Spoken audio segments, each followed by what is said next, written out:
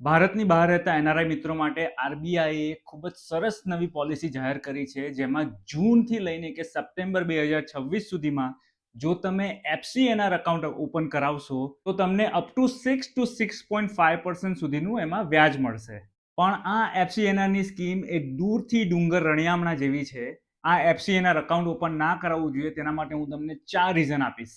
એ 4 reason આપું તે પહેલા એફસીએનઆર એકાઉન્ટ શું છે તે તમને લોકોને જણાવી દઉં. તો મોટાભાગના એનઆરઆઈ લોકો એનઆરઈ અથવા એનઆરઓ એકાઉન્ટ ઓપન કરાવતા હોય છે, અને આ ત્રીજું એકાઉન્ટ છે તે છે એફસીએનઆર એકાઉન્ટ. એફસીએનઆર એકાઉન્ટની અંદર તમે પૈસા ડોલરમાં કે વિદેશની કોઈ પણ કરન્સીમાં તમે જે અપ્રૂવડ કરન્સી છે તેમાં તમે ડિપોઝિટ કરી શકો છો, અને જ્યારે તમારી ટર્મ પૂરી થાય ત્યારે તમે પૈસા પણ વિડ્રો ડોલરમાં કે જે તે કરન્સીમાં કરી શકો છો.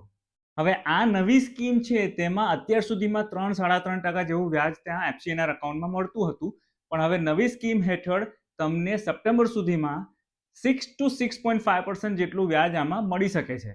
બીજું, ઇન્ડિયાની અંદર આ જે કે પણ વ્યાજ મળશે તે કમ્પ્લીટલી ટેક્સ ફ્રી હશે, એટલે કે ઇન્ડિયામાં તમારે આના પર કોઈ ટેક્સ ભરવો નહીં પડે. અત્યારે અમેરિકાની અંદર તમે સીડી અથવા ઓનલાઈન હાઈ યીલ્ડ સેવિંગ એકાઉન્ટમાં પૈસા રોકો તો તમને 3% થી 4%ની આજુબાજુ તમને વ્યાજ મળતું હોય છે. એટલે તમે સીધું કમ્પેર કરશો તો તમને આ 6 થી 6.5% ખૂબ જ સારા લાગશે. તમને થશે કે ખૂબ જ સારી ડીલ કહેવાય, પણ આ સારી ડીલ નથી. કેમ સારી ડીલ નથી? તો તેના આ રહ્યા 4 કારણો.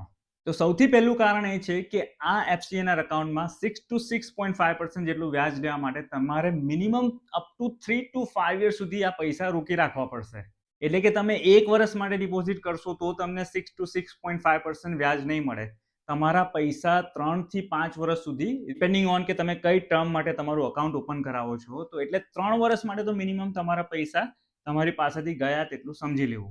એટલે અમેરિકાની અંદર જો કોઈ ઇમરજન્સી આવીને ઊભી રહી ગઈ તો તમારા પૈસા ત્યાં ઇન્ડિયામાં એફસીએનઆર એકાઉન્ટમાં પડ્યા હશે, એ તમને ત્યાં અમેરિકાની ઇમરજન્સીમાં તાબડતોડ કામ નહીં લાગે. તમે પાછા મંગાવી શકશો પણ ઇમરજન્સીમાં એ કામ નહીં લાગે. એટલે તમારા પૈસા 3 વર્ષ માટે બંધાઈ ગયા. હજી એકાદ વર્ષ માટે હોય તો બી થોડુંક વ્યાજબી ગણાય, પણ up to 3 years is long term. બીજું કારણ, અમેરિકાની અંદર રહેતા હોવ અને જો તમે આ જ પૈસા S&P 500 વાળા કોઈ સારા ઇટીએફમાં કે ઇન્ડેક્સ ફંડમાં રોકશો તો તમને મિનિમમ 8 to 10% તમને એમાં વ્યાજ મળશે. અત્યાર સુધી તો હિસ્ટોરિકલી મળેલું જ છે, અને આશા રાખીએ કે આગળ પણ મળતું રહે.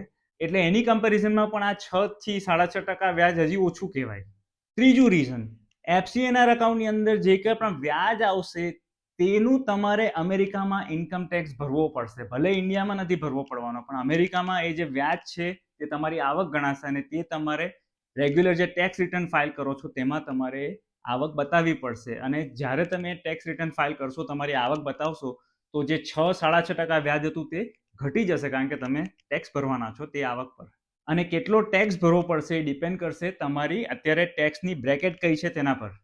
અને ચોથું સૌથી અગત્યનું રીઝન છે આ એફસીએનઆર એકાઉન્ટ ના ઓપન કરાવવાનું, અને તે છે જ્યારે આપણે ફોરેનની અંદર કોઈ પણ આ પ્રકારનું એકાઉન્ટ ઓપન કરાવીએ ત્યારે અમેરિકાની અંદર તમારે F-12 ફાઇલ કરવો પડશે.